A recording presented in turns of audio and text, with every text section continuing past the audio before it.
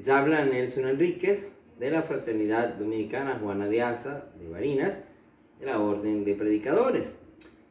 Vamos a comenzar en este espacio hablando un poco concretamente del Evangelio según San Mateo sobre la infancia de Jesús. Tenemos dos infancias para un mismo niño, si lo podemos decir de esa manera. Pero vamos a centrarnos concretamente hoy en el Evangelio de Mateo, en este aspecto de la infancia. Mateo, recordemos que escribe para los judíos. Es un evangelio que va directamente a los judíos convertidos.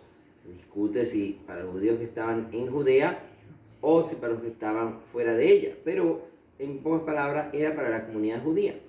Por tanto, estamos ante un escritor conocedor de la tradición judía, conocedor de las escrituras. De hecho, es el evangelio que más refiere a las escrituras del Antiguo Testamento para demostrar que en ellas se cumplen en Jesús como el Mesías esperado, y es de hecho el objetivo más importante de este evangelio, demostrar que Jesús es el Mesías que anunciaron las escrituras. Por eso es muy común aquello de esto se cumplió para que se cumpliera lo que estaba escrito y citar una profecía tal o cual del Antiguo Testamento. El evangelio de Mateo de hecho se simboliza con el hombre. ¿Por qué? Porque el evangelio parte de los orígenes humanos de Jesús. Ya desde el primer momento, ya centrándonos en el relato de la infancia, el evangelio comienza con la genealogía de Jesús, lo cual nos demuestra sus orígenes humanos, sus orígenes profundamente judíos, descendiente de Abraham, descendiente de David, hijo de la promesa. Eso es muy importante y Mateo lo deja claro en la genealogía. Recordemos, ¿no? En Mateo 1, Abraham engendró a Isaac, Isaac a Jacob, Jacob a Judá y sus hermanos. Y así comienza hasta que finalmente nos va a decir, Jacob engendró a José, el esposo de María, de la cual nació Jesús, llamado Cristo. Realmente sabemos que José no es padre biológico de Jesús, pues es concebido por obra y gracia del Espíritu Santo en el vientre de María Santísima, pero en este caso es por José que tiene linaje judaico, este linaje davídico sobre todo, porque le da toda su paternidad legal a Jesús. Importante en esta genealogía, y aquí es donde empezamos a analizar aspectos de este evangelio, por nombrar 4 mujeres, sin meter a la Virgen María, con ella serían 5 mujeres. Algo que llama mucho la atención porque la mujer no se contaba dentro de la herencia, ni vemos en ninguna genealogía de la antigüedad, incluyendo las tantas genealogías que aparecen en el Antiguo Testamento, que se nombren mujeres. Solo en Mateo, en el campo de la Biblia, es la única que esto ocurre, y quizás, y me atrevo a decir que sea la única, o por lo menos una de las pocas de la humanidad antigua que tiene este nombramiento de la genealogía femenina. ¿Pero por qué lo hace Mateo? Vamos a descubrir un poco quiénes son esas mujeres. Primero nos dice que Judá engendró de Tamar a Farés y Esrom. Judá era uno de los 12 hijos de Jacob. ¿Y quién era Tamar? Bueno, detrás de cada una de estas historias hay unos aspectos un poco truculentos, nos podríamos decir. Tamar había sido nuera de Judá. Recordemos, sus 2 hijos habían muerto sin dejar descendencia. El primero había sido, el primer hijo había muerto, entonces por la ley del liberato se le da el segundo hermano y también muere, y Judá la aparta pensando, bueno, esta mujer murieron mis 2 hijos, ¿verdad? Y Tamar quería darle una descendencia a su esposo, entonces se viste de prostituta, espera a Judá en el camino, lo convence de estar con él y queda encinta. Cuando va, obviamente él no sabe que ha estado con su nuera vestida de prostituta, tenía la cara cubierta como se acostumbraba en aquel entonces, estamos hablando unos 2000 años antes de Cristo aproximadamente.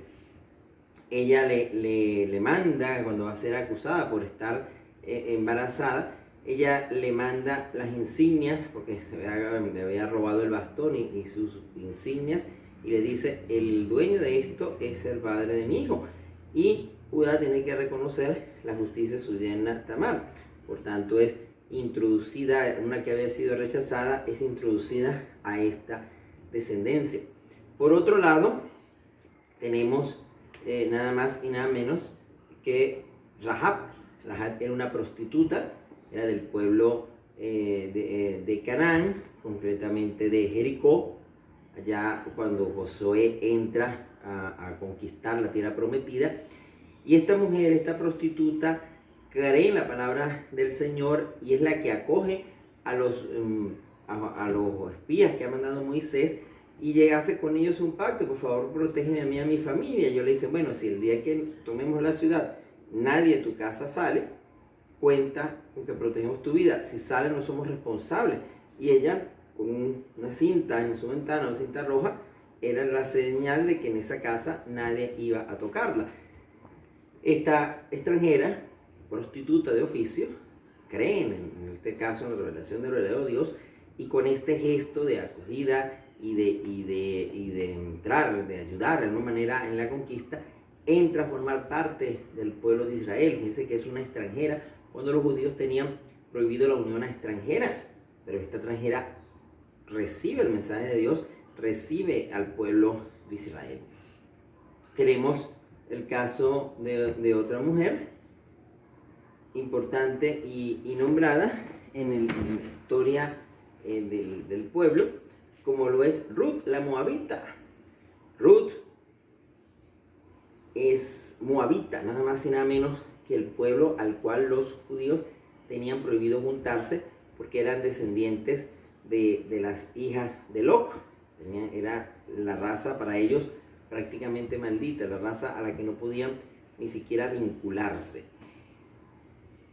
Ruth había quedado viuda y sin embargo, en un acto heroico, no se apartó de su suegra Noemí, que era judía, sino que por el contrario, cuando ella le da la libertad a ella y a su otra nuera, que también quedan ambas viudas, le dice: revuélvanse a su casa. Ruth le dice: no, donde tú vayas, iré yo, tu pueblo será mi pueblo y tu Dios será mi Dios. Esto lo podemos ver en el libro de Ruth, justamente. Y regresa a cuidar a su suegra.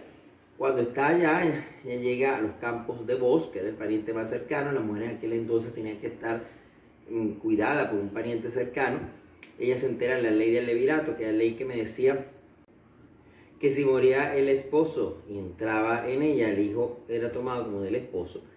En este caso, Ruth, que está en los campos de Boz da el permiso que dejen que ella y Noemí cojan de la siega sin que nadie les llamara la atención. Tiene pues caridad con estas parientes. Ella se introduce en la habitación de Boz, descubre sus pies. Ese gesto de descubrir, ponerse a los pies del hombre, era un decirle: quiero estar contigo. Y termina dándole un hijo a Boz, que va a ser nada más y nada menos que el abuelo del rey David, ¿sí?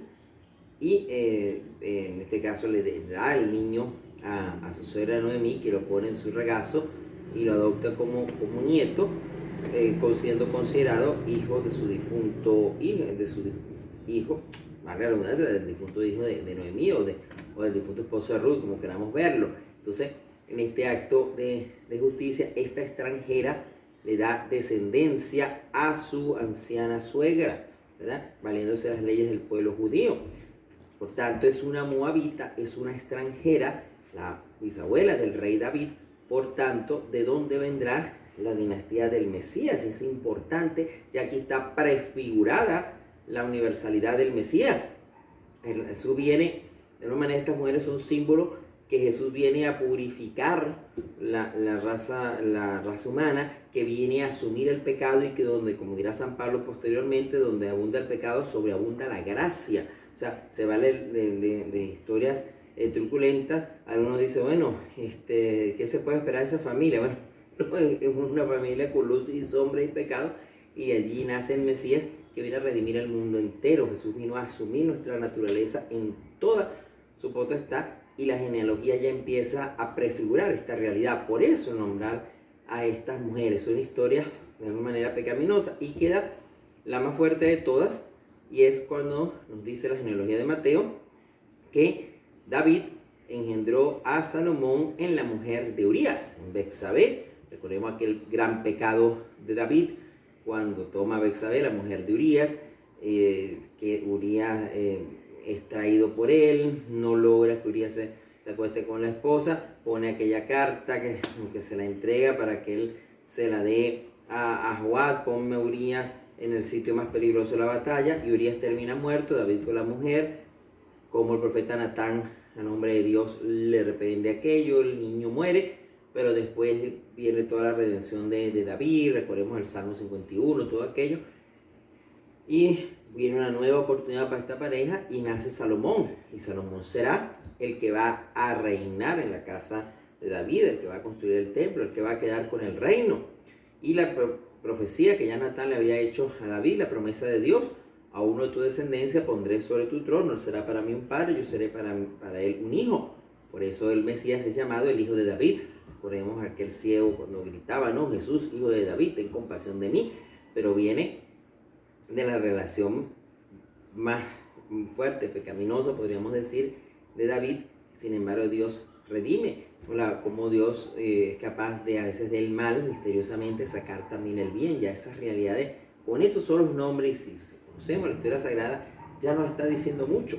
Termina la genealogía diciendo que son tres, habla de tres veces la genealogía, desde Abraham hasta de 14, y luego nos habla otra vez, o sea, son tres generaciones, son tres grupos de 14 generaciones, nos dice concretamente el Evangelio de Mateo. ¿Por qué se habla de tres veces 14? El número 14 en griego es el número clave del nombre de David. Entonces, repetir la genealogía, 3 veces 14 es el 3 veces David, el 3 veces santo, o sea, el que es más que David, porque es el verdadero rey eterno, es el verdadero rey de reyes. Recordemos que el 3 es el número que nos lleva a la divinidad. Entonces, este juego entre de las tres generaciones de 14 nos hace ver la realeza suprema de Jesús. Sí, nos dice claramente, ¿no? De Abraham hasta David son 14 generaciones, de David al destierro de Babilonia son de 14, y del destierro hasta Cristo son de 14, ¿no? 3 veces 14, importante esta idea. Y ahí centramos ya a la infancia de Jesús, al revés que en Lucas, que la protagonista absoluta de Lucas es la Virgen María. Aquí, por supuesto, ya se nos dice que desde la cual nació Jesús llamado Cristo, se le da a María la reverencia como la madre absoluta del Hijo de Dios. Pero el protagonista del relato de la infancia de Mateo va a ser José. Obviamente, recordemos la importancia del varón en la tradición judía, y que volvemos a lo mismo que decíamos al inicio: Mateo escribe para los judíos y sigue sus tradiciones. Y si a él le importa demostrar el origen judío de Jesús y su filiación davídica, por supuesto tiene que demostrarse que es su padre custodio. Vamos a usar esa palabra, el padre custodio, como lo dirá San Juan Pablo II en su exhortación apostólica sobre San José. Ese padre custodio cumple todas las obligaciones jurídicas de un padre de ese tiempo. ¿Cuál es, en primer lugar, a saber? Ponerle el nombre, enseñarle las escrituras, enseñarle su oficio. José cumple plenamente esas tres funciones legales con Jesús. En este evangelio se nos dice que el ángel, no se nos da el nombre de ese ángel, por Lucas sacaba, bueno, si el ángel Gabriel es el que le anunció a María, podría ser que sea el mismo que anunció a José. Mateo no se nos para en el nombre del ángel, solo se nos dice que un ángel se le aparece en sueños a José. Ya esto tiene una remembranza con el Antiguo Testamento. José, padre de Jesús, muy similar al José, hijo de Jacob, en el Antiguo Testamento, al cual Dios le hablaba por sueños. José tenía la característica de interpretar los sueños. En este caso, José en sueños, Dios se comunica con él. José no pronuncia palabra en el Evangelio, pero se nos presenta como un hombre que escucha la voz de Dios, como un hombre que obedece y como un hombre que actúa conforme a la voluntad y al designio de Dios que le hace saber. Nos imaginamos que José tuvo grandes dudas, lo que representó para él de repente ver embarazada a María. No sabemos si ella se lo dijo de frente, si se dio cuenta. Los evangelios nos aportan muchas lagunas. Supongamos que se lo dijo, no sabría qué pensar. Obviamente tenía o estaba en una tradición, una ley fuerte podía decir, ella salió encinta, no es mi hijo, y podía aplicarse a la ley de Moisés, era considerada un adulto, era poder morir inclusive apedreada. La Biblia nos recalca que José era un hombre justo. El hombre justo es aquel que actúa con misericordia, que ve por lo bueno y que se agarra de Dios, teniendo el que cumple con su trabajo, el que no presta usura, todas esas descripciones del hombre justo. Entonces se dice nada más esa descripción, única persona de la Biblia que se le da ese título de José, hombre justo. O sea, nos puede dar mucho de la personalidad de este hombre, que prudentemente no se ocupa de difamar a María, mucho menos de buscar a las autoridades, ni de quejarse con la familia, ni mucho menos, sino que prudentemente la deja en secreto y se pone ante Dios, y Dios en sueño le habla y dice: José, hijo de David, no temas recibir a María por esposa, pues lo concebido en ella es obra del Espíritu Santo. Entonces, Mateo 1, a partir del versículo 18, concebirá un hijo a quien pondrás por nombre Jesús, porque salvará al pueblo de sus pecados. Aquí ya se nos dice el significado del nombre de la palabra Jesús, que Dios salva, y se recarga que José le pondrá el nombre, o sea que vas a asumir esa paternidad legal. Dice: José se levantó e hizo como le había dicho el ángel. Esto es muy importante. José obedece y José sale al encuentro de lo que es, en este caso, asumir esa paternidad legal en Jesús. Imagino que buscó a María, obviamente, podemos imaginarnos eso, la toma por esposa, está muy claro que antes no lo era, que antes de que estuvieran juntos, en eso coinciden tanto Mateo como Lucas. Y luego se nos dice que Jesús nace en Belén. No se nos dan aquí explicaciones de este viaje o de por qué Jesús nace en Belén. Por Lucas sabemos que viene a Nazaret, que van a Belén, lo del censo. Aquí esto no queda muy claro, solamente se nos dice que Jesús nació en Belén de Judá en tiempos del rey Herodes. De hecho, aquí no tenemos conocimiento de lo que pasó la noche del nacimiento, del pesebre, de pastores, nada de esos relatos nos los cuenta Mateo. Repetimos, se basa mucho en la figura de José, se nos explica el significado del nombre, se recalca que aquí se viene se cumple la profecía de Isaías, que la Virgen concebirá y dará a luz un hijo, será por nombre Emmanuel, Dios con nosotros, Isaías 7:14, y que esa profecía se ha cumplido hoy, porque este es el Hijo de Dios que tenía que nacer, y porque nada va a nacer de una madre virgen. O sea, ya se está, obviamente, para esto Mateo toma la cita de la versión de los 70, que habla de una virgen, porque la versión hebrea habla de una doncella, ¿no? Es un término que pueden tildarse como diferente. Y luego ya el capítulo 2 de Mateo, ya Jesús pues nació en Belén de Judá en tiempo del rey Herodes. Esto nos da un contexto histórico puntual del nacimiento de Jesús. Es un hecho histórico. Tanto Mateo como Lucas se preocupan mucho de este detalle para ver que Jesús entra en la historia humana, ¿verdad? No es como los mitos en algún tiempo, en algún lugar, hace muchos años. No, aquí está claramente determinado. Lucas, de hecho, es mucho más preciso todavía con la identificación histórica tanto del momento en que nace Jesús como del momento en que va a la vida pública. Pero no vamos a tocar ese aspecto lucano, vamos a hablar de Mateo. Pero nos dice Herodes el Grande, Herodes Idumeo, el hombre que había logrado el favor de los romanos para reinar sobre Israel, que si bien era famoso por toda el desarrollo de construcción en el pueblo judío y una serie de aspectos que podríamos ya hablar de desarrollo, también lo era por su crueldad.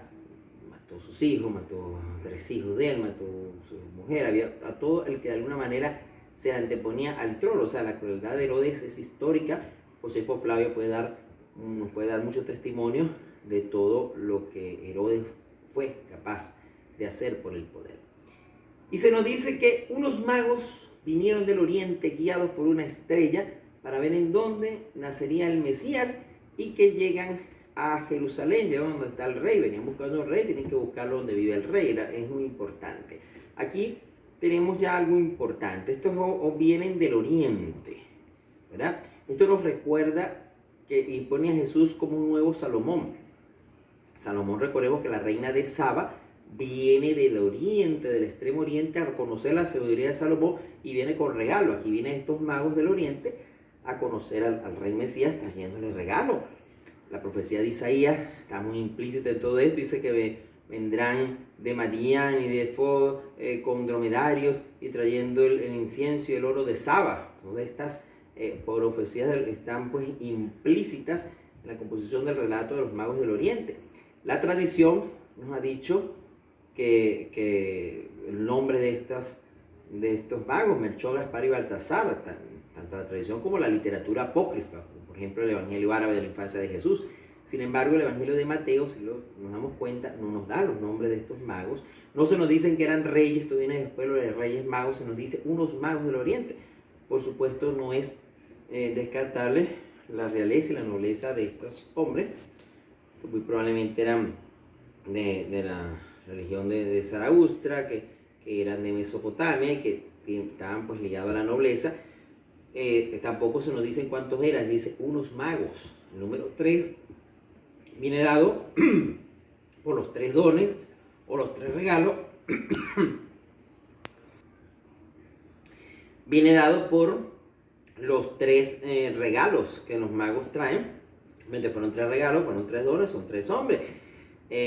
Aún suponiendo que hubieran sido 3 grandes jerarcas, 3 grandes cabezas, esta gente obviamente no viajaba sola, venían con sus sequitos, o sea que quizá era una multitud mucho más grande de la que vemos tradicionalmente en nuestros pesebres, no solamente los 3 magos en sus camellos. Pero el número 3 ya de por sí es importante y es teológico, porque 3 son las personas de la Trinidad, Padre, Hijo y Espíritu Santo, ¿verdad? Y los 3 regalos que traen los magos del Oriente ya son teológicos y nos hablan de la naturaleza de Jesús.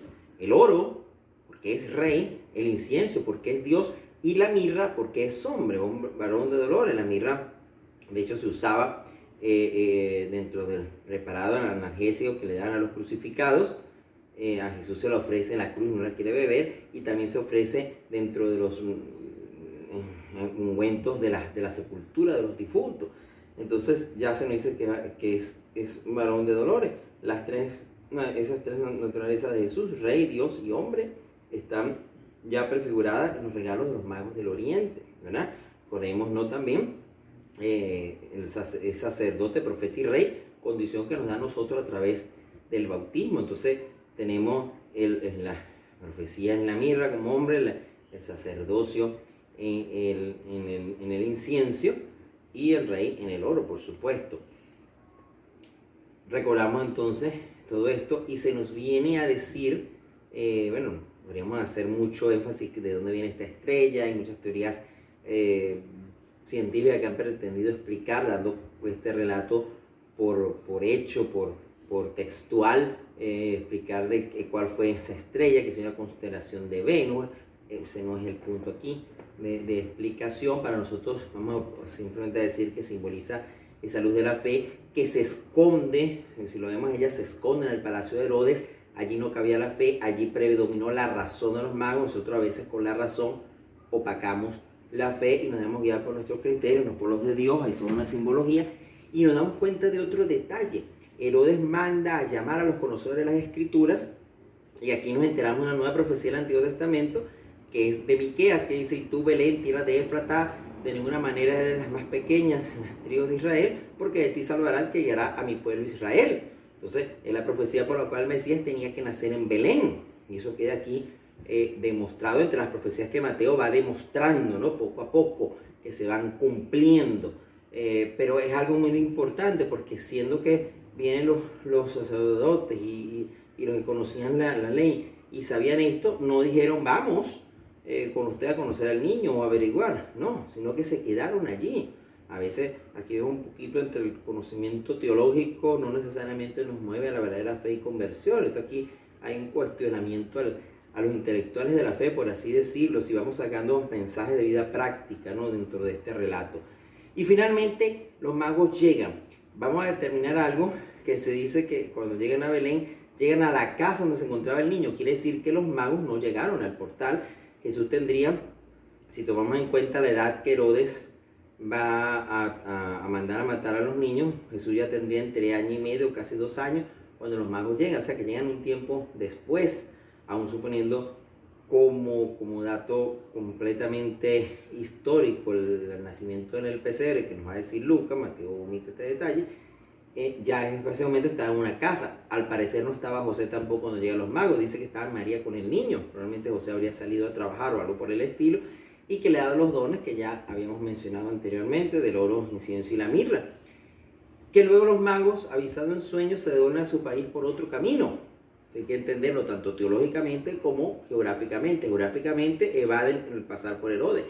Teológicamente se van convertidos, se van rechazando a los viejos dioses para solamente haber aceptado que este niño es el verdadero Dios y verdadero hombre, el que manda sobre todo. Ya no es necesario creer en los astros, creer en la fuerza de la naturaleza que ellos seguramente adoraban, sino creen en el Dios creador de todo ello, ¿no? Y ahí hay un elemento importante. Y ahí es donde viene la matanza de los niños. Siempre se nos hemos preguntado por qué Josefo no hizo una alusión a este hecho. Probablemente pues Belén no entró en la historia de Josefo por no ser la metrópoli. Él se centró mucho en Jerusalén, en los sucesos que tenían un impulso más político. El hecho de no estar en Josefo no quiere decir que sí pasó, que realmente no pasó. Simplemente quizás no eran tantos niños, la tradición lo ha dicho, eran unos pocos, tanto ni habrían en el pueblo, no. Hay un historiador del siglo IV que es Macrobio, que sí relata este hecho y da inclusive un supuesto censo de cuántos niños fueron. Pero para Mateo tiene una teología muy importante. Aquí queda Jesús como el nuevo Moisés. Al igual que Moisés, Jesús se va a salvar de una matanza de niños, se va a salvar a aquel que tendría a su vez que ser el que salvaría al mundo, el que salvaría a los demás. Es el Salvador que es primero salvado y se salva de un infanticidio. En este caso vuelve a ser José el instrumento. Vemos que José toma toda la potestad de padre, de esposo de la Sagrada Familia, se deja guiar por la voz de Dios, huye a Egipto, vuelve a obedecer y se va a Egipto. Jesús, igual que su pueblo ya prefigurado, Jesús exactamente otra vez, igual que su pueblo Israel, va a Egipto de extranjero, va a Egipto exiliado, cumple la misma suerte desde ir a otra tierra. De Egipto llamé a mi hijo. Nuevamente se cumple otra profecía del Antiguo Testamento en Jesús, ¿verdad? Esto de Egipto llamé a mi hijo, y con el cual Jesús se convierte en el nuevo Israel. Pero al igual que el pueblo de Israel, también regresa de nuevo a su tierra cuando le dice el ángel de nuevo José que regrese a la tierra, pues ya han muerto los que buscaban matar a tu hijo. Pero sabiendo que reinaba Arquelao en Judea, José prefiere ir a Galilea. Fíjate que aquí no queda claro si en este evangelio si antes habían vivido en Nazaret o no, sino que la motivación de ir a Nazaret es simplemente para huir del reinado de Arquelao, y más bien prefería a Herodes Antipas. Cuando Herodes el Grande muere, divide su territorio en tetrarquías, se queda dividido en tetrarquías. Arquelao en Judea, Filipo en Idumea y Herodes Antipas en la Galilea. ¿Okay? Herodes Antipas que va a ser el que va a cortar la cabeza al Bautista y todo esto. Pero que era menos cruel que Arquelao. La crueldad de Arquelao está más que determinada, ¿no? Fue como muy sabia esa decisión de José. Fue tanto que los desmanes de este hombre le van a valer que una comisión del pueblo y de autoridades judías van a ir directamente donde el emperador a Roma a pedirle que destituya a Arquelao, ¿verdad? Por su desmane. O sea que era bastante de temer como gobernante, y la historia así lo confirma. Pero lo que nos importa a nosotros, la Sagrada Familia va a Nazaret, y aparentemente por este motivo José antepone su interés. Evidentemente Belén era más importante, de mayores facultades económicas, más cercano a Jerusalén. Nazaret era un pequeño poblado que ni siquiera era nombrado en el Antiguo Testamento, un pueblo insignificante, pero él sentía que estaba más seguro. Muy probablemente sí, habían vivido allá, como lo sabemos por la fuente lucana. Y allí crece el niño Dios, y Mateo hace referencia a una profecía que no hay una fuente en el Antiguo Testamento que siempre ha sido una disyuntiva de qué profecía está hablando, cuando dice que se cumple lo dicho por los profetas, que sería llamado Nazareno. No sabemos a qué profecía exacta está haciendo referencia allí Mateo, pero por lo visto era una tradición judía que él recoge. Estos más o menos los datos de la infancia de Jesús según el Evangelio de Mateo, sus bases en la profecía y un poco el sentido que va a tener en este evangelio. Recordemos que el evangelio de Mateo es un evangelio muy importante, no en balde es llamado el evangelio de la catequesis, porque es uno de los evangelios más utilizados en la iglesia primitiva para la catequesis del catecumenado. De hecho, uno de los libros es el evangelio más citado en la patrística. Orígenes, Irineo citaron mucho el evangelio de Mateo. Nuestro mismo fundador, Santo Domingo de Guzmán, siempre cargaba el evangelio de Mateo y las epístolas paulinas para donde iba. Por tanto, el evangelio le ha dado mucho a la doctrina de la iglesia. Hasta una próxima oportunidad.